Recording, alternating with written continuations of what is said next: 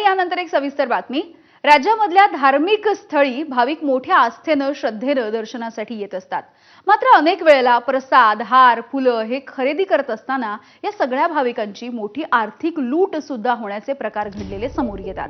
मात्र आता साईंच्या शिर्डीमध्ये एक नवीन प्रयोग पार पडणार आहे। शिर्डीमधल्या व्यावसायिकांसाठी हार, प्रसाद, फुलं आणि शाल यासोबतच अनेक वस्तूंसाठी एक दरपत्रक तयार करण्यात आलंय। 15 जुलैपर्यंत व्यावसायिकांनी दरपत्रक दुकानाच्या समोर लावण्याची नोटीसच आता शिर्डी नगरपालिकेने काढली आहे। राज्यामधला हा पहिलाच प्रयोग आहे आणि राज्यासाठी हा प्रयोग पथदर्शी ठरेल अशी ही चर्चा होतीये। शिर्डीमधील व्यावसायिकांनी सुद्धा या प्रयोगाचं आता स्वागतच केलंय।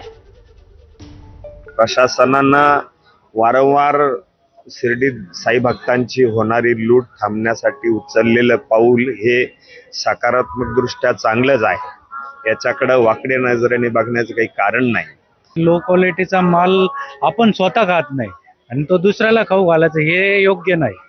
त्यामुळे चांगल्या क्वालिटीचाच माल विकला गेला पाहिजे आणि त्याचे रेट सुद्धा हे काही प्रमाणात योग्यच आहे। फक्त पेढा आणि मनुका हे दोन विषय सोडले तर बाकी सर्व रेट सुद्धा योग्य आहे। आज जी भक्तांची फसवणूक होते, जे पॅकेट घरात बसतो 5 रुपयाला, काही लोक 50 रुपयाला विकतात।